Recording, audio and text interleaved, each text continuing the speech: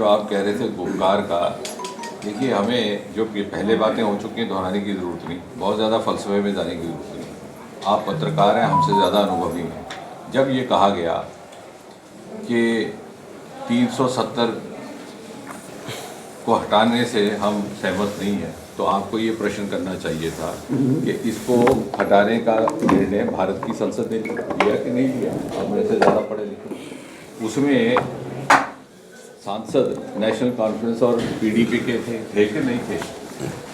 उसमें सांसदीय प्रणाली की मर्यादा का तकाजा है 2 विकल्प। अगर आप खामोश हैं तो इसका मतलब है you are party to it. It's a collective decision whether you internally agree or not. अगर नहीं है तो कम से कम त्याग पत्र दे दे। You can not be allowed to have cake and eat it too. Rajya Sabha में 2 सदस्य पीडीपी के हैं, लोकसभा में 3 सदस्य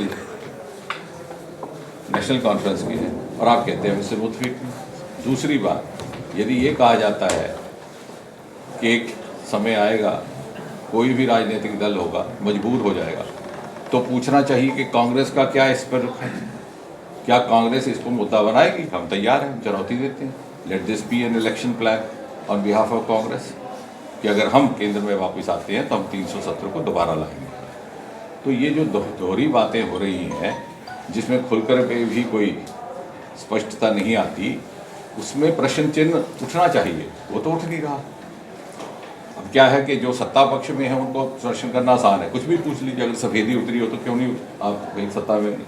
लेकिन ये प्रश्न कहाँ है? ये तो मूल प्रश्न है। तो मेरा ये निवेदन है कि अगर कांग्रेस ये इस बात से सहमत है, because they have been alliance also, तो फिर वो इसी बात को मुद्दा बना लें और हम तैयार हैं। और अगर नेशनल कॉन्फ्रेंस और पीडीपी ये कहती है तो कम से come the bare minimum propriety required by the democracy is that there members of parliament should resign from the parliament. Good. और दूसरा जो आप